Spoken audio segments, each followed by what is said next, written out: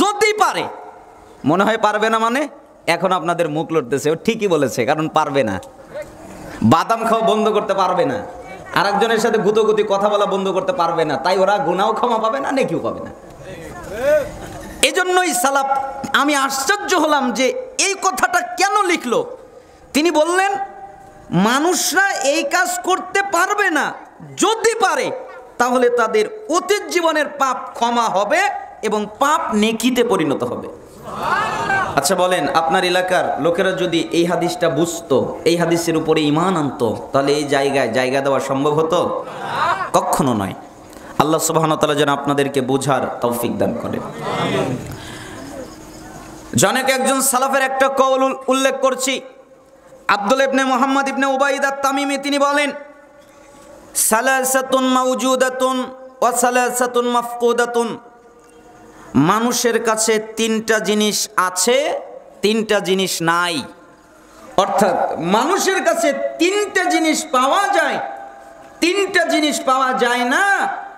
আল ইলমু মাওজুদুন, ইলমটা বিদ্যমান, জ্ঞানটা বিদ্যমান, ইলমটা পাওয়া যায়, জ্ঞানটা পাওয়া যায়। ওয়াল আমালু বিল ইলমি মাফকুদুন, কিন্তু ইলম অনুযায়ী আমল নাই। জ্ঞান আছে, অনেক মাদ্রাসা আছে, অনেক মাদ্রাসা আছে দেশে, অনেক বিদ্যাপীঠ আছে যেখানে কোরআন শেখানো হয়, হাদিস শেখানো হয়।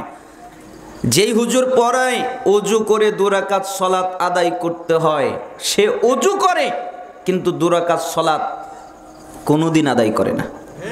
2-1 জন বাদে আল্লাহওয়ালা লোক 2-1 জন আছে যারা যা পড়ায় তা আমল করে, কিন্তু অধিকাংশই ইলম আছে, জ্ঞান আছে, কিন্তু ওই জ্ঞান অনুযায়ী আমল করে না। এরপরে আপনারা বলবেন তাহলে কি আমলকারী লোক নাই? আছে তো। তাই সালাফ পরের বাক্যে বললেন, ওয়ালা আমালু মাওজুদুন, আমল বিদ্যমান, আমল পাওয়া যায়, আমল আছে। ওয়াল ইখলাসু ফিহি মাফকুদুন, কিন্তু আমলের ভিতরে ইখলাস নাই, আন্তরিকতা নাই, একনিষ্ঠতা নাই। আল্লাহর জন্য যে আমলটা করতে হয় এইটা তাদের কলবের মধ্যে নাই। আমল করে কিন্তু ইখলাস নাই, আন্তরিকতা নাই। আচ্ছা বলেন তো, সালাত আদায় করবেন কার জন্যে? যাকাত দিবেন কার জন্যে? দান করবেন কার জন্যে? ইসলামিক আলোচনা জ্ঞান অর্জন করবেন কার জন্যে? আল্লাহকে সন্তুষ্ট করার জন্যে, আল্লাহকে খুশি করার জন্যে। আপনার যদি নিয়ত এটা হয় যে আমি আল্লাহকে সন্তুষ্ট করব, আল্লাহকে খুশি করব, তাহলে আপনার অনেক কল্যাণ। আর যদি এই নিয়ত না থাকে তাহলে আপনার কোনো উপকার নেই। কেন? আপনার ইখলাস নাই, আর ইখলাস ছাড়া আমল আল্লাহ কবুল করে না। তার মানে আমলও আছে কিন্তু আমলের মধ্যে কি নাই? ইখলাস নেই। ওয়াল হুব্বু মাওজুদুন, 3 ভালোবাসা বিদ্যমান, ভালোবাসা পাওয়া যায়, ভালোবাসা আছে, ভালোবাসা যে নাই তা নয়, ভালোবাসা বিদ্যমান, ভালোবাসা পাওয়া যায়, ভালোবাসা আছে। ওয়াসিদকু ফিহি মাফকুদুন, কিন্তু ভালোবাসার মধ্যে সততা নাই, সত্যবাদিতা নাই, সবগুলো হলো মিথ্যা ভালোবাসা। কিভাবে? আমি একটু পরীক্ষা করি। আচ্ছা আপনারা রাগ করিয়েন না, আল্লাহকে, আল্লাহ রসুলকে ভালোবাসেন তো? সত্যি কথা বলবেন, মিথ্যা বলিয়েন না। আল্লাহ এবং রসুলকে ভালোবাসেন? এবার যদি আপনাকে বলা হয় আল্লাহর জন্যে জীবন দিতে হবে, পারবেন? আল্লাহ রসুলের জন্য জীবন দিতে হবে, পারবেন? কে কে পারবেন? 2 হাত উঁচু করে দেখান। লিল্লাহি তাকবীর। হাত নামান, বোঝা শেষ। মানে আপনারা জীবন দিতে পারবেন, কোনো অসুবিধা নেই। কিন্তু সালাফের কথাটা যে কেন মিলে গেল বুঝলাম না। উনি বললেন যে ভালোবাসা বিদ্যমান, ভালোবাসা পাবে। আর সালাফরা ব্যাখ্যা করতে গিয়ে এই মন্তব্য করছেন, তোমরা জিজ্ঞেস করো ভালোবাসা পাবে, প্রমাণ করো মিথ্যাবাদিতা পাবে। জিজ্ঞেস করলাম আপনারা আল্লাহর জন্য জীবন দিতে পারবেন, কিন্তু দেখা যাচ্ছে অনেক মানুষের মুখে দাড়ি নাই, তার মানে জীবন দিতে পারবে, দাড়ি রাখতে পারবে না। আপনাদের বুঝালাম খাওয়া যায় না, ইসলামিক বৈঠকে আমার উদাহরণ দিয়ে বুঝালাম। আমার পেটে যদি বোম মারেন আর যদি বলেন চা দিলাম, ওয়াশ করেন আর খান, আমি বলবো আমাকে মেরে ফেলেন, আমি চা খাবো না। তারপরেও আপনারা বুঝলেন না কেন? কারণ ভালোবাসা আপনাদের আছে, আল্লাহর জন্য জীবন দিবেন, কিন্তু বাদাম বুট ছাড়তে পারবেন না। কত ভালোবাসা, তাই না? কই মরতে পারবো, মরা কোনো ব্যাপার হলো? সুদ ছাড়তে পারবে না, ঘুষ ছাড়তে পারবে না, জিনা ছাড়তে পারবে না, ব্যভিচার ছাড়তে পারবে না, নিষেধার দ্রব্য ছাড়তে পারবে না।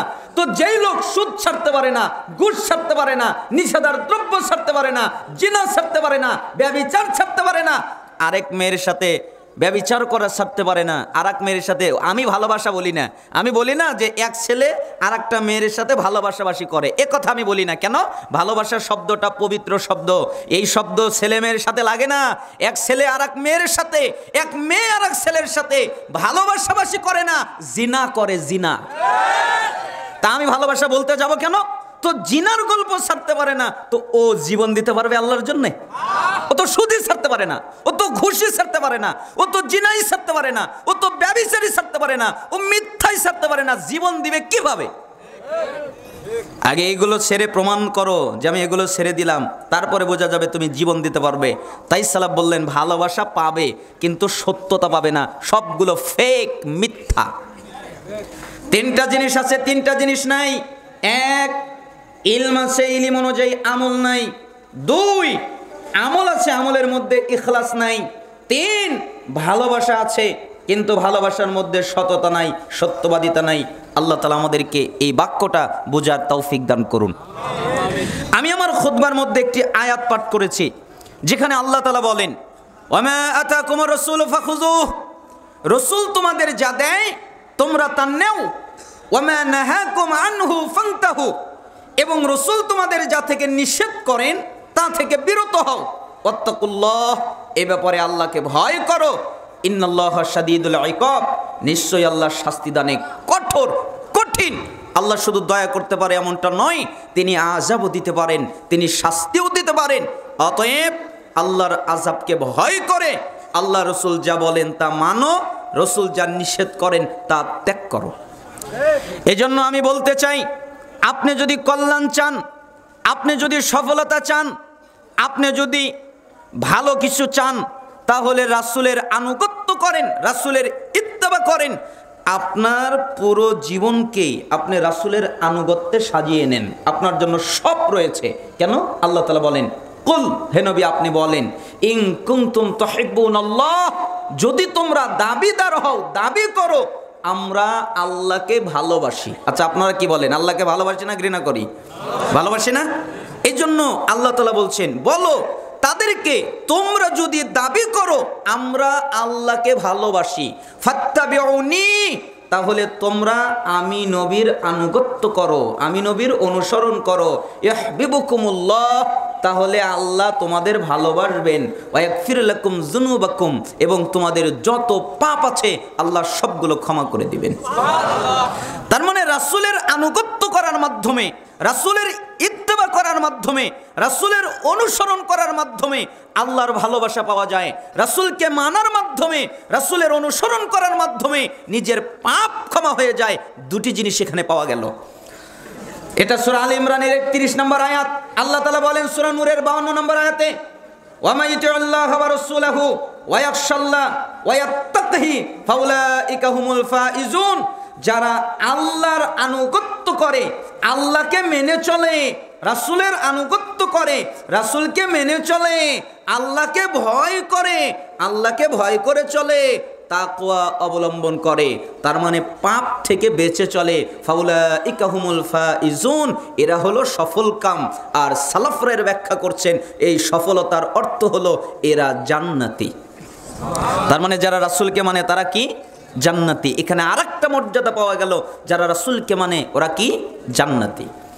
আল্লাহ তাআলা সূরা আরাফের 158 নম্বর আয়াতে বলেন, ফাআমিনু বিল্লাহি ওয়া রাসূলিহিন নাবিয়্যিল উম্মিয়্যি আল্লাযী ইউমিনু বিল্লাহি ওয়া কালিমাতিহি ওয়াত্তাবিউহু লাআল্লাকুম তাহতাদুন, তোমরা ঈমান আনো আল্লাহর প্রতি এবং আল্লাহর বার্তাবাহক উম্মি নবীর প্রতি, যেই নবী আল্লাহর প্রতি ঈমান এনেছেন, আল্লাহ যে কিতাব নাজিল করেছেন ওই কিতাবের প্রতি ঈমান এনেছেন, তোমরা ওই নবীর আনুগত্য করো, ওই নবীর অনুসরণ করো, ওই নবীকে মেনে চলো, লাআল্লাকুম তাহতাদুন, তাহলে তোমরা হেদায়েত পাবে, আল্লাহ তাআলা তোমাদেরকে হেদায়েত দান করবেন।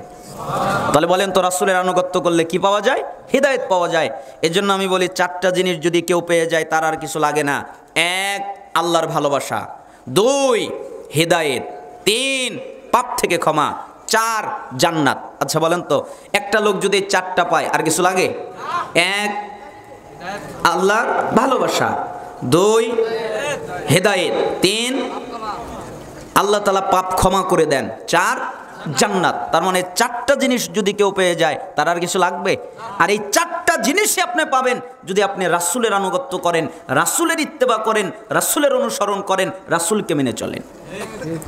সহিহ বুখারীর ৭২৮০ নম্বর হাদিস, রাসূল সাল্লাল্লাহু আলাইহি ওয়াসাল্লাম বলেন, আবু হুরায়রা রাবী, তিনি বলছেন রাসূলুল্লাহ সাল্লাল্লাহু আলাইহি ওয়াসাল্লাম বলেছেন, কুল্লু উম্মতি ইয়াদখুলুনাল জান্নাহ ইল্লা মান আবা। আমার যত উম্মত আছে সবাই জান্নাতে যাবে, কেউ বাকি থাকবে না। আমার উম্মতেরা একজনও বাকি থাকবে না। আমার উম্মতেরা জান্নাতে যাবেই, কেউ বাকি থাকবে না। তবে জান্নাতে যাবে না তারা যারা আবা করে। সাহাবীরা জিজ্ঞেস করলেন, আবা আবার কি? কারা আবা করলো? রাসূল সাল্লাল্লাহু আলাইহি সাল্লাম বললেন, আবা মানে, আবা শব্দের দুটা অর্থ হয়। এক, যে ব্যক্তি বলে আমি রাসূলকে মানি না সে আবা করে। দুই, যে ব্যক্তি বলে আমি জান্নাত মানি না সে আবা করে। তার মানে আমি জান্নাত মানি না, আমি রাসূলকে মানি না, সে আবা করে। রাসূল সাল্লাল্লাহু আলাইহি সাল্লামকে জিজ্ঞেস করলেন, আপনাকে আবার কে মানলো না? কে বলল রাসূলকে মানি না? কে বলল জান্নাত মানি না? এ কথা কে বলল? তখন রাসূল সাল্লাল্লাহু আলাইহি সাল্লাম বললেন, শোনো, মান আতাআনি দাখালাল জান্নাহ। যারা আমার আনুগত্য করলো, আমার কথা মেনে চললো, আমি যা বললাম তা ফলো করলো, দাখালাল জান্নাহ, ওরা জান্নাতে চলে গেল। ওমান আসনি ফাকাদ আবা। আর আমি যা ত্যাগ করতে বললাম, আমি যা নিষেধ করলাম, এইগুলো যারা করলো তারা আমাকে অস্বীকার করলো, তারা জান্নাতে যাবে না। আমি বলেছি সুদ খাওয়া যাবে না, ও খাই কেন? আমি নবীকে মানে না তাই। আমি বলেছি ঘুষ খাওয়া যাবে না, ও খাই কেন? আমি নবীকে মানে না তাই। আমি বলেছি জিনা ব্যভিচার করা যাবে না, ও করে কেন? আমি নবীকে মানে না তাই। আমি বলেছি নিষেধার দ্রব্য পান করা যাবে না, ও পান করে কেন? আমি নবীকে মানে না তাই। আমি বলেছি গীবাত করা যাবে না, ও করে কেন? আমি নবীকে মানে না তাই। আমি যা নিষেধ করেছি, যারা এগুলো মানে না তারাই আবা করে, তারা জান্নাতে যাবে না। তার মানে আপনি যদি রাসূলকে মানেন আপনার জন্য জান্নাত, আপনি যদি রাসূলকে না মানেন আপনার জন্য জান্নাত নেই।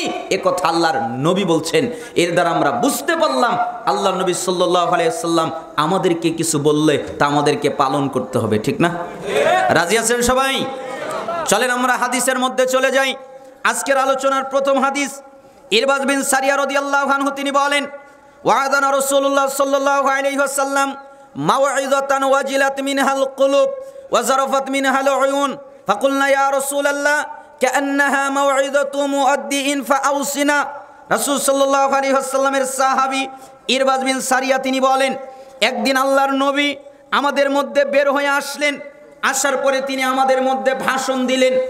এমন ভাষণ দিলেন, এমন আলোচনা করলেন, তাতে আমরা ভয় পেয়ে গেলাম। আমাদের অন্তরটা ভয় পেয়ে গেল, আমাদের চোখ দিয়ে টসটস করে পানি পড়তে লাগলো। আমরা রাসূলের কাছে চলে গেলাম। এরপরে বললাম, আল্লাহর নবী, জি, মনে হচ্ছে এটা বিদায় নসিহত, মনে হচ্ছে এটা শেষ কথা। এরপরে মনে হয় আপনি আর কথা বলবেন না। আপনার কথাবার্তা শুনে মনে হচ্ছে আপনি আর বেশি দিন আমাদের মধ্যে বাঁচবেন না।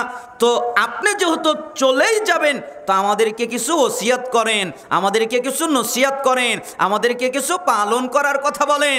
তখন রাসূল সাল্লাল্লাহু আলাইহি ওয়াসাল্লাম বললেন, শোনো, আমি তোমাদেরকে নসিহত করছি, ওসিকুম বিতাকওয়াল্লাহ, তোমরা আল্লাহকে ভয় করবে। কাকে ভয় করবে? আল্লাহকে। কারণ আল্লাহর নবী জানতেন একটা মানুষের কলিজার মধ্যে যদি আল্লাহর ভয় থাকে তাহলে সে সুদ খেতে পারে না, ঘুষ খেতে পারে না, জিনা করতে পারে না, ব্যভিচার করতে পারে না, আরো যত পাপ আছে এগুলো করতে পারে না। কেন? তার হৃদয়ের মধ্যে আল্লাহর ভয় আছে। তাই আল্লাহর নবী বললেন, আল্লাহকে ভয় করো। ওয়াসসামা'i ওয়াত-তাআ ওয়া ইন তা'আম্মারা আলাইকুম আবদুন, আর তোমরা তোমাদের নেতাদের কথা শুনবে, তারপরে মানবে। বলেন তো নেতার কথা কি করবে? শুনবে, তারপরে মানবে। আগেই মেনো না। নেতা বলেছে লাঠি টাঠি বের কর, কেন? ওকে মারতে হবে। ঠিক লাঠি টাঠি সব বের করে ওকে মারতে গেছে। নেতা বলেছে ওই দলকে ধরতে গেছে। নেতা বলেছে ওর উপরে ঝাঁপিয়ে পড়, ঝাঁপিয়ে পড়েছে। নেতা বলেছে এটা কর, তাই করেছে। আমির বলেছে এটা কর, তাই করেছে। হুজুর বলেছে এটা কর, তাই তাই করেছে, কিন্তু আল্লাহ নবী বলছেন খবরদার, না না না, নেতার কথা আগে মানবা না, আমিরের কথা আগে মানবা না, হুজুরের কথা আগে মানবা না, আগে দেখবা তার কথা ঠিক কিনা। যদি কথা ঠিক থাকে তাহলে মানবে, আর যদি কথা ঠিক না থাকে মানার প্রয়োজন নেই।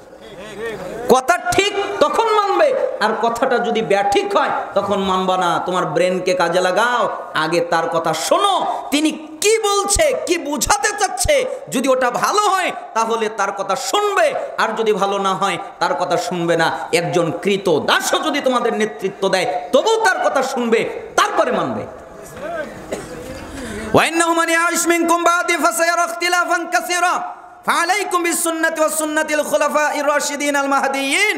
শোনো, তোমরা যারা আমার পরে বেঁচে থাকবে, অচিরে আমি দুনিয়া থেকে চলে যাব, আমি আর বেশি দিন বাঁচব না, তবে আমার পরে তোমরা যারা বেঁচে থাকবে তারা দেখতে পারবে ইখতিলাফ, মতভেদ, একজনের সাথে আরেকজনের মিল পাবে না। এক তরিকার সাথে আরেক তরিকার মিল নেই, এক মাযহাবের সাথে আরেক মাযহাবের মিল নেই, এক আমিরের সাথে আরেক আমিরের মিল নেই, এক নেতার সাথে আরেক নেতার মিল নেই, এক হুজুরের সাথে আরেক হুজুরের মিল নেই। তোমরা দেখবে অমিল, কোনো মিল পাবে না, ইখতিলাফ দেখতে পাবে। যখন তোমরা ইখতিলাফ দেখবে তখন তোমাদের কাজ কি জানো? তখন তোমাদের উপরে আবশ্যক হলো আমার সুন্নাত আর আমার সাহাবী খুলাফায়ে রাশিদিনের সুন্নাতকে মারির দাঁত দিয়ে আদ্দু আলাইহা বিন নওয়াজিজ, শক্ত করে আমলের মাধ্যমে মারির দাঁত দিয়ে কামড়ে আঁকড়ে ধরবে, তবু বিদাতের মধ্যে ঢুকবে না। ওয়াইয়াকুম মুহদাসাতিল উমুর ফাইন্না কুল্লা বিদআতিন দালালা। দিনের মধ্যে নতুন কিছু আবিষ্কার করবা না, নতুন কিছু সৃষ্টি করবা না, কারণ ওটা বিদআত। আর প্রত্যেক বিদআত ইবাদতের নামে নতুন কিছু তৈরি করা, ওটা ভ্রষ্টতা, ওটা দলালা, ওটা গোমরাহ, ওটা কল্যাণ নয়, আর ওটার পরিণাম হলো জাহান্নাম। তাহলে ইবাদতের মধ্যে নতুন কিছু তৈরি করা যাবে?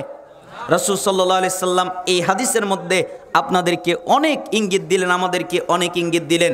সময়ের ব্যবধানে রাত অনেক হয়ে গেছে, তাই আমি এই হাদিসের ব্যাখ্যার দিকে গেলাম না। এই হাদিসের ব্যাখ্যা করতেই আলোচনা শেষ হয়ে যেতে পারে।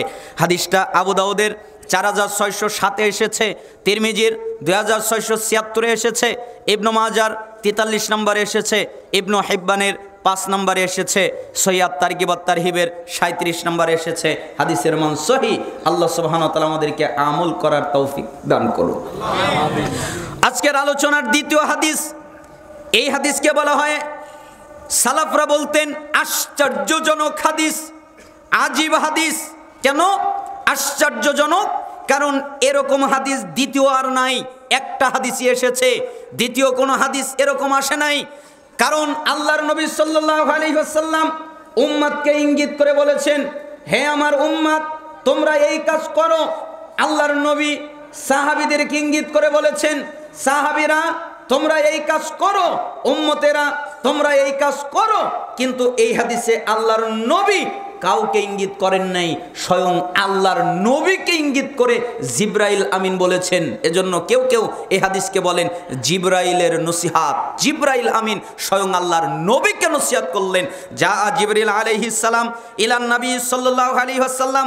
সাহল ইবনে সাদ তিনি বলেন, একদিন জিবরাইল আমিন আল্লাহর নবী বলেন আমার কাছে আসলেন, এরপরে আমাকে বললেন, আল্লাহর নবী জি, আমি আপনাকে উপদেশ করব, আমি আপনাকে নসিহত করব, আমি আপনাকে কিছু আমলের কথা বলবো, আমি আপনাকে কিছু পালন করার কথা বলবো, আমি শক্ত ভাষায় কথা বলবো, আপনি কিছু মনে করবেন না, আপনি রাগ করবেন না, আপনি কষ্ট নেবেন না, আপনাকে আমি কিছু করতে বলবো।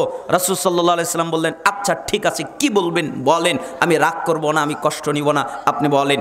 তখন জিবরাইল আমিন বললেন, ইয়া মুহাম্মদ, হে মুহাম্মদ, ইসমা শিতা ফাইন্নাকা মাইতুন, শোনেন, আপনি যতদিন খুশি জীবন যাপন করেন, কোনো নিষেধাজ্ঞা নেই, কিন্তু নবী মনে রাখেন আপনি মৃত্যুবরণ করবেন।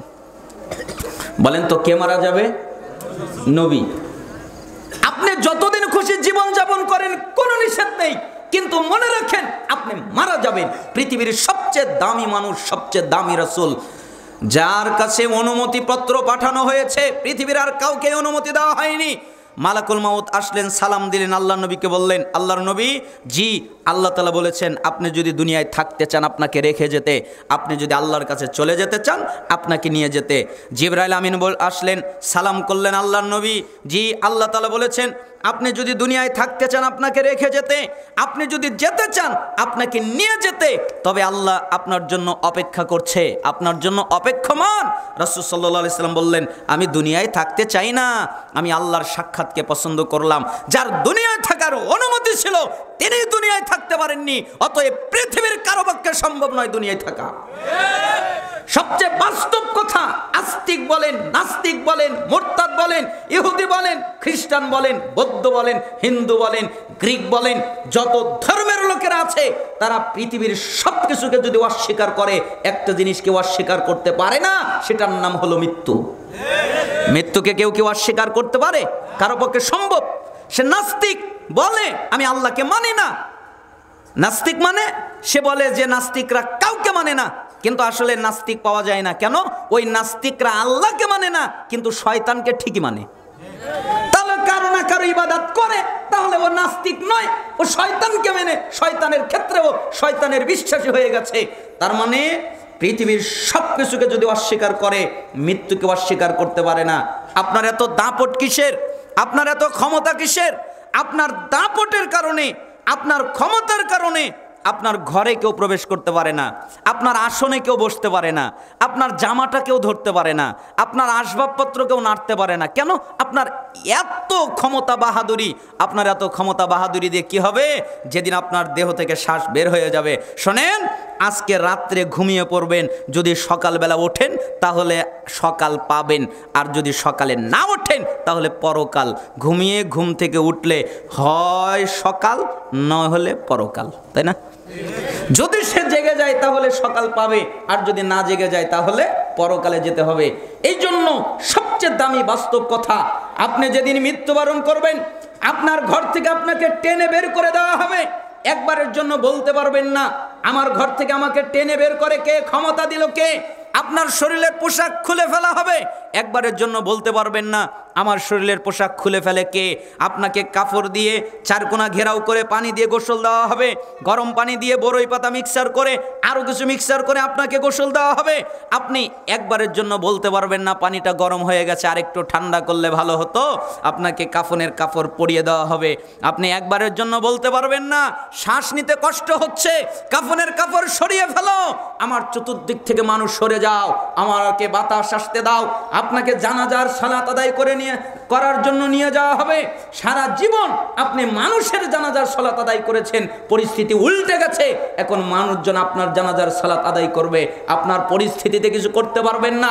আপনাকে কবরে দাফন করা হবে, আপনি একবারের জন্য বলতে পারবেন না ইস আজকের মতো দুনিয়ার আসমান দেখে নেই, আর তো কোনোদিন দেখতে পারবো না, এটাই তো শেষ দেখা। এ কথা বলার ক্ষমতা আপনার থাকবে না। এজন্য আল্লাহ নবী সাল্লাল্লাহু আলাইহি সাল্লাম বলতেন আকসিরু যিকরা হাজিমিল লাজ্জাত, যেই বস্তু স্বাদ নষ্ট করে দেয়, যেই বস্তু আনন্দ নষ্ট করে দেয়, যেই বস্তু উল্লাস নষ্ট করে দেয়, স্বাদ নষ্ট করে দেয়, আনন্দ নষ্ট করে দেয়, উল্লাস নষ্ট করে দেয়, ওটাকে বেশি বেশি করে স্মরণ করো। ইয়ানিল মাউত, ওটার নাম হলো মৃত্যু। তাহলে কাকে বেশি বেশি করে স্মরণ করো? মৃত্যুকে। তাই জিবরাইল আমিন নবীকে বললেন, নবী আপনার যা মনে চাই তাই করেন, যতদিন মনে চায় জীবন যাপন করেন, কোনো নিষেধ নেই, কিন্তু মনে রাখেন আপনি মৃত্যুবরণ করবেন। ইয়া মুহাম্মদ, হে মুহাম্মদ, ওয়া হাবিব মান আহবাবতা ফাইন্নাকা মাফারিকুহু, আপনি যার সাথে খুশি বন্ধুত্ব করেন, কোনো নিষেধাজ্ঞা নেই, আপনি যাকে তাকে বন্ধু বানাতে পারেন। আপনার বন্ধু হতে পারে পুরুষ কোনো ব্যক্তি, আপনার বন্ধু হতে পারে নারী কোনো ব্যক্তি, আপনার বন্ধু হতে পারে অর্থ সম্পদ, আপনার বন্ধু হতে পারে বাড়ি বাহন, আপনার বন্ধু হতে পারে জায়গা জমি, যে কোনো জিনিস আপনার বন্ধু হতে পারে, এতে কোনো অসুবিধা নেই। কিন্তু মনে রাখেন আপনি নবী যেদিন মারা যাবেন ওই দিন আপনাকে একা কবরে যেতে হবে, আপনার বন্ধু আপনার সাথে কবরে যাবে না, আপনার বন্ধুর সাথেও আপনি কবরে যাবেন না। আপনারা কি মনে করেন নিয়ে যেতে পারবেন? আপনার এত দামি বন্ধু যে আপনাকে ছাড়া চলতে পারে না, মরার সময় আপনার সাথে কবরে যাবে? যেই মা সবচেয়ে নিঃস্বার্থ ভালোবাসা বাসে মা, সেই মা সন্তান অসুস্থ হয়ে গেলে তার শিওরে বসে আল্লাহকে ডাকে আর বলে, আল্লাহ তুমি এই অসুখ আমাকে দাও, বিনিময়ে আমার ছেলেকে সুস্থ করে দাও। এ কথা মারা বলে। তো মা এই কথা বলে, কিন্তু আপনি যদি মরে যান আপনার সাথে আপনার মা কবরে যাবে না। এজন্য সালাফরা বলতেন একটা জিনিস কবরে যাবে কিন্তু মানুষ তাকে অবহেলা করে, সেটা হলো নেক আমল। তুমি যদি নেক আমল করো তাহলে নেক আমল তোমার সাথে কবরে যাবে, ওটা হলো বন্ধু। আর তুমি যদি নেক আমল না করে বদ আমল করো, ওই বদ আমলটাও তোমার সাথে কবরে যাবে, ওটা হলো তোমার শত্রু। তুমি শত্রু নিয়ে যেতে পারো, তুমি বন্ধু নিয়ে যেতে পারো। বন্ধু হলো নেক আমল আর বদ আমল হলো শত্রু। কিন্তু বাস্তবিকভাবে এই দুইটা ছাড়া কেউ কারো সাথে সঙ্গী হবে না, একাই তাকে কবরে যেতে হবে, ঠিক না? এই জন্য জিবরাইল আমিন নবীকে বললেন, আপনি যার সাথে খুশি বন্ধুত্ব করেন, কিন্তু মনে রাখেন আপনাকে একা কবরে যেতে হবে। ইয়া মুহাম্মদ, হে মুহাম্মদ, ওয়ামাল মাশিতা ফাইন্নাকা মাজজিউন বিহি। মাজজিউন মুজজান দুটাই পড়া যায়। আল্লাহর নবী আপনি যা খুশি কাজ করেন, আপনার যে কাজ করতে মনে চায় সেটাই করেন, আপনার যে কাজ করতে মনে চায় সেটাই করেন, আপনি যা খুশি তাই করেন, কিন্তু মনে রাখেন আপনাকে আল্লাহর সামনে দাঁড়াতে হবে, আপনি আপনার প্রতিফল পাবেন। আচ্ছা, আপনারা কি মনে করেন দাঁড়াতে হবে না হবে না? মুহাম্মদ সাল্লাল্লাহু আলাইহি সাল্লামকে বলছেন আপনাকে দাঁড়াতে হবে রবের সামনে, আপনি প্রতিফল পাবেন। তাহলে আপনার আর আমার কি অবস্থা হতে পারে? আমার মাঝে মধ্যে একটি হাদিসের মধ্যে পড়ে আমার শরীরের লোম দাঁড়িয়ে যায়। আব্দুল্লাহ ইবনে মাসউদ রাদিয়াল্লাহু আনহু তিনি বলেন, এত ভয়ঙ্কর হাদিস কিভাবে হতে পারে? লা তাজুলু কদম ইবনে আদম ইয়াউমাল কিয়ামা হাত্তা ইসালানু 50। মিশকাতের 5197 নম্বর হাদিস। শোনো, কিয়ামতের দিন আদম সন্তান তাদের 5টা প্রশ্নের উত্তর না দেওয়া পর্যন্ত তাদের শরীর নড়াতে পারবে না। যতক্ষণ পর্যন্ত 5টা প্রশ্নের উত্তর না দিবে ততক্ষণ পর্যন্ত নড়তে পারবে না, নড়ার অনুমতি নাই। আন ওমরি ফিম আফনাহু ওয়ান শাবাবি ফিম আবলাহু ওয়ান মালিহি মিন আইনা ইকতাসাবাহু ওয়া ফিমা আনফাকাহু ওয়া মাযা আমিলা ফিমা আলিমা। রাসূল সাল্লাল্লাহু আলাইহি সাল্লাম বলেন, এক, তার পুরো বয়স আল্লাহকে বুঝিয়ে দিতে হবে। আমি তোমাকে 60 বছর দিয়েছিলাম, আমি তোমাকে 70 বছর দিয়েছিলাম, আমি তোমাকে 80 বছর দিয়েছিলাম, এই পুরো বয়সে আমার জন্য কি করেছো তা আমাকে বুঝিয়ে দাও। 2, আমি তোমাকে যৌবনকাল দিয়েছিলাম, 18 বছর থেকে নিয়ে 40 বছর পর্যন্ত যৌবনকাল, এটা আমি তোমাকে দিয়েছিলাম। যৌবনকাল পেয়ে তুমি কি ইবাদত করেছো আমাকে বুঝিয়ে দাও। আমি তোমাকে সম্পত্তি দিয়েছিলাম, তুমি সম্পত্তি ইনকাম করেছিলে হালাল পথে না হারাম পথে আমাকে বুঝিয়ে দাও। 4, তুমি সম্পত্তি পাওয়ার পরে কোথায় ব্যয় করেছিলে আমাকে তা বুঝিয়ে দাও। 5, আমি তোমাকে জ্ঞান দিয়েছিলাম, তুমি জানতে সুদ হারাম, তাহলে কি সুদ ত্যাগ করেছিলে? তুমি জানতে ঘুষ হারাম, তাহলে ঘুষ ত্যাগ করেছিলে? তুমি জানতে জিনা হারাম, তাহলে কি জিনা ত্যাগ করেছিলে? তুমি জানতে ব্যভিচার হারাম, তাহলে কি ব্যভিচার ত্যাগ করেছিলে? তুমি জানতে নিষেধার দ্রব্য পান করা হারাম, তাহলে কি এগুলো ত্যাগ করেছিলে? তুমি জানতে গীবত করা হারাম, তাহলে কি এগুলো ত্যাগ করেছিলে? এলেম অনুযায়ী কি আমল করেছিলে তা আমাকে বুঝিয়ে দাও। যতক্ষণ পর্যন্ত 5টা বুঝিয়ে দিতে না পারবে, 1, পুরো জীবন বুঝিয়ে দিতে হবে। 2, পুরো যৌবনকাল বুঝিয়ে দিতে হবে। 3, সম্পত্তির আয় বুঝিয়ে দিতে হবে। 4, সম্পত্তির ব্যয় বুঝিয়ে দিতে হবে। 5, ইলম অনুযায়ী কি আমল করেছে তা বুঝিয়ে দিতে হবে। যতক্ষণ পর্যন্ত বুঝাতে না পারবে ততক্ষণ পর্যন্ত আল্লাহ নড়তে দিবে না, নড়ার অনুমতি নাই। ইচ্ছা করলে হাত নড়াতে পারবে না, ইচ্ছা করলে পা নড়াতে পারবে না, ইচ্ছা করলে মাথা নড়াতে পারবে না, ইচ্ছা করলে শরীরের কোনো অঙ্গ প্রত্যঙ্গ নড়াতে পারবে না, নড়ার অনুমতিই নাই।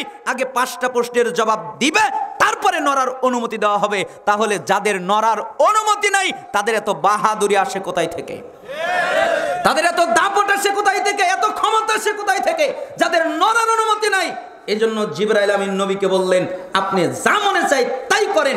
যা মনে চাই তাই করেন মানে রসুলের সাথে তার খারাপ বাক্য লাগাতে পারি না, তাই আমাদের কাছে নিয়ে এসে বলতে চাই, আব্দুল্লাহ, ইচ্ছা করলে চুরি করো, ইচ্ছা করলে ডাকাতি করো, ইচ্ছা করলে জিনা করো, ইচ্ছা করলে ব্যভিচার করো, ইচ্ছা করলে সুদ খাও, ইচ্ছা করলে ঘুষ খাও, ইচ্ছা করলে গীবত করো, ইচ্ছা করলে চগলখুরি করো, ইচ্ছা করলে বেপরদায় চলো, ইচ্ছা করলে আরো যত পাপ আছে সব করো, তোমার যা মনে চাই তাই করো, কিন্তু মনে রাখো তোমাকে তোমার রবের সামনে দাঁড়াতে হবে। সাবধান।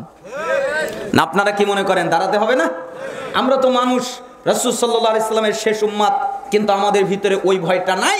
সাহাবীদের মধ্যে ভয় ছিল। একজন সাহাবীর কথা, আপনাদের কষ্ট হচ্ছে না তো? একজন সাহাবীর কথা মনে পড়ে গেল, মাইজ বিন মালিক। তিনি আল্লাহর নবীর কাছে আসলেন, জিনা করেছেন, তাই তিনি পবিত্র হতে চায়। তিনি জানতেন যে আমার মৃত্যু হবে, তারপরেও আল্লাহর নবীর কাছে এসে বললেন, আল্লাহর নবী, জি আমি জিনা করে, আল্লাহর নবী আপনি আমাকে পবিত্র করেন। রাসূল সাল্লাল্লাহু আলাইহি ওয়াসাল্লাম বললেন, যাও আল্লাহর কাছে মাপ চাও, ক্ষমা চাও, আল্লাহ মাফ করে দিবে, ক্ষমা করে দিবে। চলে গেলেন, দ্বিতীয়বার আবার ফিরে আসলেন, আল্লাহর নবী, জি আপনি আমাকে পবিত্র করেন, তুমি কি আমার কথা বুঝতে পারো না? আল্লাহর কাছে মাপ চাও, ক্ষমা চাও, আল্লাহ মাফ করবে, ক্ষমা করবে, চলে যাও। চলে গেলেন, তৃতীয়বার আবার আসলেন, আল্লাহর নবী একই কথা বলে পাঠিয়ে দিলেন। চতুর্থবার আবার আসলেন, আল্লাহর নবী, জি আপনি আমাকে পবিত্র করেন। আল্লাহর নবী তখন রেগে গেলেন, রেগে গিয়ে সাহাবীদেরকে বললেন, এই সাহাবীরা, জি মায়ের পাগল নাকি? আমি ওকে বলছি আল্লাহর কাছে মাপ চাইতে, ক্ষমা চাইতে, ও আমাকে বলে পবিত্র করেন, তো কি পাগল? আমার কথা বোঝে না? সাহাবীরা বললেন, আল্লাহর নবী ও পাগল নয়। তখন আল্লাহর নবী আরেকটা কমেন্ট করলেন, ও মদ পান করেছে, তাই না? যে বিবেক হারিয়ে গেছে, মদ পান করার কারণে কি হারিয়ে গেছে? বিবেক হারিয়ে গেছে, তাই আমার কথা বোঝে না। সাহাবীরা একজন উঠে নাকটাকে মুখের সাথে লাগিয়ে দিয়ে বললেন, আল্লাহর নবী মদ পানও করে নাই। তা আল্লাহ নবী সাল্লাল্লাহু আলাইহি ওয়াসাল্লাম বললেন, মদও পান করে নাই, পাগলও না, তে আমার কথা বোঝে না কেন? এই মায়েস কি করেছো বলো? তখন মায়েস বিন মালিক বললেন, আল্লাহর নবী মানুষ যেটা বৈধভাবে করে আমি ওটা অবৈধভাবে করেছি, আমি জিনা করেছি, আমি হলাম বিবাহিত। তখন আল্লাহর নবী সাল্লাল্লাহু আলাইহি ওয়াসাল্লাম বললেন, কতই না ভালো হতো আমাকে যদি না জানাতে। আমি তোমাকে বললাম আল্লাহর কাছে মাপ চাও, ক্ষমা চাও, আল্লাহ মাফ করে দিবে, তুমি আমাকে জানিয়েই ফেললে, বিচার এখন হবে। সাহাবীরা, জি মাইজ বিন মালিককে মাটিতে অর্ধ পর্যন্ত গাঢ় পাথর মেরে মেরে তাকে মেরে ফেলে দাও, পাথর মেরে মেরে তাকে রক্তাক্ত করে মেরে ফেলে দেওয়া হলো। রক্ত এসে সাহাবীদের গায়ে লেগে গেল, তাই সাহাবীরা অভিশাপ করা শুরু করে দিল। তখন রাসূল সাল্লাল্লাহু আলাইহি সাল্লাম বললেন, সাহাবীরা শোনো, মাইজ বিন মালিক যেই তওবা করেছে, এই তওবা যদি তামাম পৃথিবীর সমস্ত মানুষের মধ্যে বন্টন করে দেওয়া হয়, তাহলে পৃথিবীর মানুষের তওবা করা লাগবে না, মায়ের এক তওবাতেই ক্ষমা পেয়ে যাবে। তার মানে মায়ের জানতেন আমাকে আল্লাহর সামনে দাঁড়াতে হবে, আমি আল্লাহর সামনে দাঁড়াতে পারবো না, আমার ওই ক্ষমতা নেই, আমার ওই সাধ্য নেই, তাই আমি দুনিয়া থেকেই পবিত্র হতে চাই। তিনি নিজের জীবন দিয়ে দুনিয়া থেকে পবিত্র হয়ে গেলেন, কিন্তু আল্লাহর সামনে দাঁড়াতে ভয় পান। আর আমরা মুসলমানেরা কত পাপ করি, কত অন্যায় করি, আল্লাহর সামনে দাঁড়ানোর ভয় আমাদের অন্তরের ভিতরে তখন জাগ্রতই হয় না, তাই না? এই জন্য জিবরাইল আমিন নবীকে বললেন, আপনি যা মনে চাই তাই করেন, কিন্তু মনে রাখেন আল্লাহর সামনে আপনাকে দাঁড়াতে হবে। হে মুহাম্মদ, উপদেশ এখনো শেষ হয় নাই। শারাফুল মুমিন কিয়ামুল লাইল, আপনি কি জানেন মুমিনের সম্মান কি? মুমিনের সম্মান হলো রাতে সালাত আদায়ের মধ্যে। যারা রাতে সালাত আদায় করে তাদের সম্মান আছে, যারা রাতে সালাত আদায় করে না তাদের সম্মান নাই। ওয়া ইজ্জুহু ইস্তিগনাউহু আনিন নাস, এবং তার ইজ্জত হলো মানুষের কাছে কিছু না চাওয়ার মধ্যে। যারা মানুষের কাছে কিছু চায় না, আল্লাহর কাছে চায়। কোনো খাজা বাবার কাছে যায় না, কোনো পীর বাবার কাছে চায় না, কোনো মাজারওয়ালার কাছে চায় না, কোনো খানকায় চায় না, কোনো খাম্বার কাছে চায় না, কোনো গাছের কাছে চায় না। যদি চাইতে হয় একমাত্র আল্লাহর কাছে চায়। যারা আল্লাহর কাছে চায় তাদের ইজ্জত আছে, তারা ইজ্জতওয়ালা লোক। বলেন তো চাইতে হবে কার কাছে? আল্লাহর কাছে। আল্লাহর নবীকে 5টা কথা বললেন। আল্লাহর নবী যতদিন খুশি জীবন যাপন করেন, কিন্তু মারা যাবেন। এখান থেকে আমাদের শিক্ষা কি? আমাদের মনে রাখতে হবে যতদিন জীবন যাপন করি তাতে অসুবিধা নাই, কিন্তু মনে রাখতে হবে আমরা একদিন মারা যাব। 2, যার সাথে খুশি বন্ধুত্ব করেন কোনো অসুবিধা নাই, কিন্তু মনে রাখেন আপনাকে আপনার বন্ধুকে রেখে চলে যেতে হবে, আর আপনার বন্ধু আপনাকে রেখে চলে যাবে। 3, আপনি যা খুশি তাই করেন, ইচ্ছা করলে নেকির কাজ করতে পারেন, ইচ্ছা করলে পাপের কাজ করতে পারেন, কিন্তু মনে রাখবেন আপনাকে কার সামনে দাঁড়াতে হবে? আল্লাহর সামনে দাঁড়াতে হবে। সাবধান, আপনি যদি সম্মান চান তাহলে রাতে সালাত আদায় করবেন, তাহাজ্জুদ পড়বেন। আপনি যদি ইজ্জত চান তাহলে মানুষের কাছে কিছু চাইবেন না, আল্লাহর কাছে চাইবেন। সবুল ইমান 10,058 নম্বর হাদিস, কানজুল উম্মাল 21,388 নম্বর হাদিস, মুস্তাদরেক হাকিম 7,921 নম্বর হাদিস, সিলসিলা সহিহা 831 নম্বর হাদিস। আলবানী রহিমাহুল্লাহ সহি বলেছেন, ইমাম হাকিম রহিমাহুল্লাহ সহি বলেছেন, সহি সনদ। আল্লাহ তাআলা আমাদেরকে এই হাদিস অনুযায়ী আমল করার তৌফিক দান করুন। রাত অনেক হয়ে গেছে, আপনাদেরকে আর কষ্ট দিতে চাই না। একটা নসিহত আপনাদের করতে চাই, উপদেশ করতে চাই। শেষ সময় এসে আমি অনেক জায়গায় এই নসিহতটা করি। কেন? আমি চাই মানুষেরা ইমানদার হোক, তারা জান্নাতে যাক, তারা জান্নাতি হোক। কেন তারা বেঈমান হয়ে মরবে? এজন্য আমি এই নসিহতটা করি। আপনার জীবনে আপনি যা কিছু করেন, আপনি পাপ করছেন, আপনি আপনি গুনাহ করছেন, আপনি আরো কত কিছু করছেন, কিন্তু একটা পাপ কখনো করবেন না, সেটা হলো কোনো সময় নামাজ ছেড়ে দিবেন না। বলেন তো কি ছাড়বেন না? নামাজ। পুরুষ মহিলা, আমার ওয়াজ কিন্তু পুরুষের জন্য আলাদা, মহিলাদের জন্য আলাদা তা নয়। পুরুষ এবং মহিলাদের জন্য একই, কারণ কোরআনের আয়াত পুরুষের জন্য মহিলার জন্য, হাদিস পুরুষের জন্য মহিলার জন্য। মহিলাদের জন্য আলাদা কিছু ওয়াজ থাকে, পর্দায় চলবেন, 5 ওয়াক্ত সালাত আদায় করবেন, সিয়াম পালন করবেন, তারপরে জাকাত ফরজ হলে দিবেন, না হলে দরকার নাই, হজ ফরজ হলে করবেন, না হলে দরকার নাই, স্বামীর খেদমত করবেন, হালাল হারাম মেনে চলবেন, এই তো, তাই না? তাছাড়া তো আর বেশি কিছু পাওয়া যায় না। আর পুরা কোরআন এবং সম্পূর্ণ হাদিস পুরুষদের জন্যেও মহিলাদের জন্যেও। এই জন্য পুরুষ মহিলা উভয়কে বলছি, আপনারা কোনো সময় কোনো পরিস্থিতিতে নামাজ ছেড়ে দিবেন না। কেন? যারা নামাজ আদায় করে না তারা মুসলমান নয়, তারা কাফের, তারা মুশরিক। যারা নামাজ পড়ে না ওরা কি? কাফের, ওরা মুশরিক। আল্লাহ তাআলা সূরা তাওবার 5 নম্বর আয়াতে বলেছেন, সূরা তাওবার 11 নম্বর আয়াতে বলেছেন, যারা নামাজ আদায় করে ওরা তোমাদের দ্বীনি ভাই, যারা নামাজ আদায় করে না ওরা তোমাদের দ্বীনি ভাই নয়। তার মানে আমাদের দ্বীনি ভাইকে যারা সলাত আদায় করে, যারা নামাজ আদায় করে, যারা সলাত নামাজ আদায় করে না ওরা আমাদের দ্বীনি ভাই নয়। আল্লাহ নবী সাল্লাল্লাহু আলাইহি সাল্লামের 21টা হাদিস আমার মুখস্থ আছে, তার 4টা আমি আপনাকে বলছি। আল্লাহ নবী সাল্লাল্লাহু আলাইহি সাল্লাম মুসলিমের 82 নম্বর হাদিসে বলেন, ইন্না বাইনার রাজুল ওয়া বাইনাশ শিরক ওয়াল কুফর তারকুস সালাহ, নিশ্চয় একটা বান্দা, একটা কাফের, একটা মুশরিক, এদের মধ্যে পার্থক্য হলো নামাজ। যারা নামাজ পড়ে, সালাত আদায় করে, এরা হলো ঈমানদার। যারা সালাত আদায় করে না, নামাজ পড়ে না, এরা হলো কাফের, এরা হলো মুশরিক। তিরমিজি 2618 নম্বর হাদিস, বাইনাল কুফরি ওয়াল ঈমান তারকুস সালাহ, নিশ্চয় একজন ঈমানদার আর একটা কাফের, এদের মধ্যে পার্থক্য নামাজ সালাত। যারা সালাত আদায় করে তারা ঈমানদার, যারা সালাত আদায় করে না তারা কাফের। তিরমিজি 2621 নম্বর হাদিস, আলাহাদুল্লাযী বাইনানা ওয়া বাইনাহুমুস সালাহ ফামান তারাকা ফাকাদ কাফার, আমাদের মধ্যে তাদের মধ্যে পার্থক্য হলো নামাজ। আমরা যারা ঈমানদার তারা নামাজ পড়ি, তারা যারা কাফের তারা নামাজ পড়ে না। ঈমানদারেরা নামাজ পড়ে আর কাফেরেরা নামাজ পড়ে না। ইবনে মাজার 1080 নম্বর হাদিস, লাইসা বাইনাল আবদি ওয়াশ শিরকি ইল্লা তারকুস সালাহ ফাইজা তারাকাহা ফাকাদ আশরাক, নিশ্চয় একজন বান্দা, একজন মুশরিক, এদের মধ্যে পার্থক্য নামাজ সালাত। যে ব্যক্তি নামাজ সালাত ছেড়ে দিল ওই ব্যক্তি শিরিক করলো। বলেন তো নামাজ ছেড়ে দিলে কি হয়? শিরিক হয়। তার মানে যে সালাত ছেড়ে দিল সে শিরিক করলো। আমরা আহলে হাদিসের বাচ্চা, যতই পাপ করি কিন্তু শিরিক করি না, তো নামাজ যে ত্যাগ করেন এটাও তো শিরিক, এটাও শিরিক। কেন? আল্লাহর নবী বলেছেন। তাহলে 4টা হাদিস দ্বারা প্রমাণিত হয়ে গেল, যারা সালাত আদায় করে না এরা ঈমানদার নাই। পরবর্তী প্রজন্ম সাহাবী, তারা ফতোয়া দিচ্ছেন। আব্দুল্লাহ বিন মাসউদ রাদিয়াল্লাহু আনহু বলেন, মান তারাকা সালাহ ফালা দীন লাহু, যারা সালাত আদায় করে না তাদের কোনো দিন ধর্ম নাই। আলী রাদিয়াল্লাহু আনহু বলেন, মাল্লাম ইউসাল্লি ফাহুয়া কাফিরুন, যারা সালাত আদায় করে না ওরা হলো কাফের। আবু দারদা রাদিয়াল্লাহু আনহু বলেন, লা ঈমানা লিমান লা সালাতা লাহু, ওই ব্যক্তির ঈমান নেই যেই ব্যক্তি সালাত আদায় করে না। ওমর ইবনুল খাত্তাব রাদিয়াল্লাহু আনহু বলেন, লা হাজ্জা ফিল ইসলাম লিমান তারাকাস সালাহ, ওই ব্যক্তির ইসলামে কোনো জায়গা নেই যেই ব্যক্তি সালাত আদায় করে না। যে নামাজ পড়ে না তার ইসলামে কোনো জায়গা নেই। সাহাবীরা ইজমা বর্ণনা করছেন। তাবি আব্দুল্লাহ বিন শাকিক তিনি বলেন, কানা আসহাবু মুহাম্মদ সাল্লাল্লাহু আলাইহি ওয়াসাল্লাম লা ইয়ারাউনা শাইআম মিনাল আ'মাল তারকুহু কুফরুন গায়রাস সালাহ, সাহাবীরা আমলের মধ্যে কোন আমল ছেড়ে দেওয়াকে কুফরি মনে করতেন না। নামাজ সালাত ছাড়া কেউ যদি সালাত ছেড়ে দিত, নামাজ ছেড়ে দিত, তাহলে তাদেরকে সাহাবীরা কাফের মনে করত। তো রাসূলের ফতোয়া, সাহাবীর ফতোয়া, তাবির ফতোয়া দ্বারা প্রমাণিত হলো, যারা সালাত আদায় করে না তারা মুসলিম নয়, তারা মুসলমান নয়, তারা কাফের, তারা মুশরিক। আর যদি কেউ কাফের মুশরিক হয় তাহলে তার জন্য সালাফরা অনেকগুলো বিধান উল্লেখ করেছেন।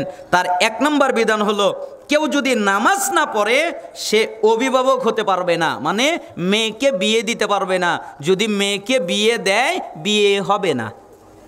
বাপ মেয়েকে বিয়ে দিবে, কিন্তু বাপ যদি নামাজ আদায় না করে বাপ মেয়েকে বিয়ে দিতে পারবে না। কেন? তাহলে বিয়ে হবে না। বাপ সালাত আদায় করে না তাই মেয়ের বিয়ে হবে না। আরেকটা কথা মনে রাখেন, যেই ছেলে সালাত আদায় করে না ওই ছেলের সাথে মেয়েকে বিয়ে দিবেন না। কেন? ওই ছেলের সাথে মেয়েকে বিয়ে দিলে বিয়ে হবে না, বিয়ে হবে না। আপনি বেনামাজির সাথে বিয়ে দিচ্ছেন, আপনার মেয়ে নামাজ পড়ে আর সে নামাজ পড়ে না, বিয়ে হবে না। আর আপনার মেয়েও পড়ে না, ছেলেও পড়ে না, তাহলে আর কি ফতোয়া দিব? দুটেই তো শয়তান। কিন্তু একজন পড়ে আর একজন পড়ে না, বিবাহ হবে না, বিবাহ বিচ্ছিন্ন করে দিতে হবে। তাই বেনামাজির সাথে মেয়েকে বিয়ে দিবেন না। এখন তো আর সবকিছু পাল্টে গেছে, এখন তো আর মানুষ নামাজি ছেলে খোঁজে না, এখন খোঁজে কি জানেন? কার চাকরির বেতন কত, ও কত টাকা ঘুষ খায়, ওর টাকা কত, ওর ব্যাংক ব্যালেন্স কত, ও কত টাকা মারতে পারে, তাই না? আমার মেয়েকে শাড়ি দিতে হবে না, চুনু দিতে হবে না, পাউডার দিতে হবে না, আলতা দিতে হবে না, আরো কত কিছু লাগবে, দিতে হবে না। তো যদি না খাই কোন থেকে দিবে? ও তো হালাল ভাবে তো দিতে পারবে না, দেওয়া তো সম্ভব নয়, চাহিদা তো পূরণ করা কঠিন হয়ে যাবে, দিতে পারবে না। এই জন্য আমরা নামাজি ছেলে খুঁজি না, কি ছেলে খুঁজি? কার চাকরি সরকারি আর কার বেতন কত বেশি, তাই না? আমাকে মাঝে মধ্যে বলে, হুজুর ভালো ছেলে কিভাবে পাবো? তা আমি বলি, ভালো ছেলে পাওয়ার যেহেতু এতই শখ, তাহলে ফজরে মসজিদে নামাজ পড়তে যাবেন। যেই ছেলেগুলো দেখবেন ফজরে নামাজ পড়ে বলবেন ওটাই ভালো। করেন তো ভালো ছেলেগুলো কখন নামাজে ওঠে? ফজরের সালাত আদায় করার জন্য মসজিদে যায়, জামাতে সালাত আদায় করে। শোনেন, একটা ছেলে যদি রিকশা চালিয়ে খায় আর 5 ওয়াক্ত যদি সালাত আদায় করে, সে আপনার মেয়েকে 1 ওয়াক্ত 2 ওয়াক্ত হয়তো খাবার দিতে পারবে না, ঠিক মতো কাপড় দিতে পারবে না, একথা ঠিক। তবে আপনার মেয়ের উপরে 1 ইঞ্চি পরিমাণ জুলুম কোনোদিন করবে না। কেন? সে আল্লাহকে ভয় করে, তার হৃদয়ের ভিতরে আল্লাহর ভয় আছে। এজন্য আপনাদেরকে ওসিয়ত করছি, নামাজি ছেলের সাথে মেয়েকে বিয়ে দিবেন, নামাজি মেয়েকে বিবাহ করাবেন ছেলে দিয়ে। বেনামাজির সাথে বিয়ে জায়েজ নাই। কেউ যদি সালাত আদায় না করে, সে যদি কোনো পশু জবে করে, মুরগি জবে করে, গরু জবে করে, খাসি জবে করে, আরো হালাল যত প্রাণী আছে এগুলো জবে করে, তাহলে তার জবকৃত গোস্ত খাওয়া যাবে না, হারাম, খেতে পারবে না। শুকুর যেমন হারাম, মদ যেমন হারাম। বেনামাজি যদি একবার কেন 1 কোটি বার বিসমিল্লাহ বলেও জবে করে, তাহলেও তার জবকৃত গোস্ত খাওয়া হারাম। বাজারে গিয়ে চেক করবেন, কি চেক করবেন? বাজারে গিয়ে তো মুরগি কেনেন, তারপরে মুরগিটা ওইখানেই জবে করান, তারপরে ওই জায়গায় থেকেই পরিষ্কার করে নিয়ে আসেন। আগে জিজ্ঞেস করবেন, আমি দোকানওয়ালাকে জিজ্ঞেস করি নামাজ পড়েন? কয় না, পড়ি না, পড়ি না। আমি বলে আপনাকে দিয়ে জবে হবে না, দেন আমি করি। তা নামাজি কেনা এটা আগে জিজ্ঞেস করবেন। যদি নামাজি হয় তাহলে বাবা জবে করো, কোনো অসুবিধা নাই। আর যদি নামাজি না হয় তাহলে তার দ্বারা জবে করাবেন না। কেন? তার দ্বারা জবে করালে ওই গোস্তটা হারাম হয়ে যাবে, আপনি খেতে পারবেন না। তাহলে বেনামাজি কত খারাপ। বেনামাজি যদি মারা যায়, তার জন্য কাফনের কাপড় কেনা জায়েজ নেই। কেন কাফনের কাপড় কিনবেন?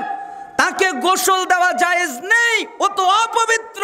গোসল মানে একবার কেন 1 কোটি বার যদি গোসল দেওয়া হয় তবুও পবিত্র হবে না কোনোদিন, তত অপবিত্র। ওকে গোসল দিতে হবে কেন? 500 বছর যদি সাবানের মধ্যে ঢেলে রাখেন, সাবানের মধ্যে চুবিয়ে রাখেন, তাও ওকে পবিত্র করা যাবে না। কেন? ও অপবিত্র। বেনামাজি অপবিত্র। বেনামাজি যদি মারা যায়, ওর কাফনের কাফন নেই, ওকে গোসল করানো জায়েজ নেই, ওর জানাজা নেই, ওর জানাজা পড়া যাবে না, ওর জন্য রহমতের দোয়া করা যাবে না, ওর জন্য মাগফিরাতের দোয়া করা যাবে না। কেন? আপনি যদি জানাজা পড়েন আপনার কোনো নেকি নাই, উল্টা আপনার গুনাহ আছে। কেন জানাজা পড়লেন? আল্লাহ নিষেধ করেছে, আপনি পড়লেন কেন? আল্লাহর নবী পারে না তার বাপের জন্য দোয়া করতে, আল্লাহর নবী পারে না তার মায়ের জন্য দোয়া করতে। আল্লাহকে বললেন, আল্লাহ মায়ের জন্য কি দোয়া করবো? আল্লাহ তাআলা বললেন অনুমতি নাই। বাপের জন্য কি দোয়া করবো? আল্লাহ বললেন অনুমতি নাই। চাচার জন্য কি দোয়া করবো? আল্লাহ বললেন অনুমতি নাই। সূরা তওবার 113 নম্বর আয়াত নাজিল করে নিষেধ করে দিলেন, নবীদের জন্য জায়েজ নয় মুশরিকদের জন্য দোয়া করার। আর আমরা কেন দোয়া করব? অতএব যে সালাত আদায় করে না তার কোনো জানাজা নেই, সে যদি মারা যায় মুসলমানদের কবরস্থানে দাফন করা তাকে জায়েজ নেই, ফেলে দিতে হবে। ফেলে দিলে কুকুরকে যেরকম ফেলে দেয় এরকম ফেলে দিবে, তো ফেলে দিলে তো দুর্গন্ধ বের হবে, মানুষের কষ্ট হবে, তাই ওকে পুঁতে রাখবে। আর বেনামাজির সময় আমি মাঝে মধ্যে আশ্চর্য হই, আগে তো পড়তাম, এখন তো আর বেনামাজির জানাজা জানতে পারলে জীবনে পড়ি না। তো বেনামাজি যদি মারা যায় তো ওই সময়ে পড়তো, ওই কি কাফারা আদায় করতো, তারপরে আরও কিছু আদায় করতো, এরপরে কবরে দেওয়ার সময় বলতো বিসমিল্লাহি ওয়ালা মিল্লাতি রাসূলিল্লাহ। তখন তো আর বুঝতাম না যে বেনামাজির কবরে এটা পড়া যায় না। এই জন্য সালাফরা মজাক করে বলতেন যে বেনামাজিকে রাখার সময় যদি কিছু বলতে হয় তাহলে পড়বে বিসমিল্লাহি ওয়ালা মিল্লাতি ইবলিশ, তোকে ইবলিশের মিল্লাতে রাখলাম। তুই সারা জীবন তোর রাসূলকে মানুষ নেই, তো রাসূলের মিল্লাতে তোকে রাখবো কেন? তুই সারা জীবন ইবলিসকে মানছিস, তাই তোকে ইবলিসের মিল্লাতেই রেখে দিলাম। অতএব বেনামাজি কত খারাপ। স্বামী সালাত আদায় করে, স্ত্রী সালাত আদায় করে না, স্ত্রী সালাত আদায় করে, স্বামী সালাত আদায় করে না, তাহলে এদের বিবাহ বিচ্ছিন্ন হয়ে যায়। সালাফরা বলেছেন অটো তালাক হয়। কি তালাক? অটো তালাক। অটো তালাক বোঝেন? মোবাইলে একটা লক আছে, অটো লক। অটো লক মানে একাই পড়ে। ঠিক যারা নামাজ আদায় করে না ওদের তালাক একাই হয়। 1 তালাক 2 তালাক 3 তালাক বলা লাগে না। খালি স্বামী সালাত ত্যাগ করবে অথবা স্ত্রী সালাত ত্যাগ করবে, তাহলে বিবাহ বিচ্ছিন্ন হয়ে যাবে। এবার যদি আপনি বলেন স্বামীও পড়ে না স্ত্রীও পড়ে না, তাহলে কি ফতোয়া হবে? দুটাই পড়ে না, ওদের জন্য আর ফতোয়া কি? আল্লাহ বলবে তোদের কোনো হিসাব লাগবে না, এবেই জাহান্নামে যা, তোদের হিসাবের দরকার নাই। তো দুজনই তো শয়তান, আস্ত শয়তান, তোদের আবার হিসাব লাগবে? কিন্তু একজন পরে আর একজন পরে না। আল্লাহ তাআলা সূরা মুমতাহিনার 10 নম্বর আয়াত অনুযায়ী তাদেরকে বিচ্ছিন্ন করে দিতে বলেছেন। শোনেন, বেনামাজিকে সালাম দিতে পারবেন না, আসসালামু আলাইকুম ওয়া রাহমাতুল্লাহ বলতে পারবেন না। বেনামাজি যদি সালাম দেয় জবাব দিতে পারবেন না, ওয়া আলাইকুম আসসালাম ওয়া রাহমাতুল্লাহ বলতে পারবেন না। যদি সালাম দিয়েই ফেলে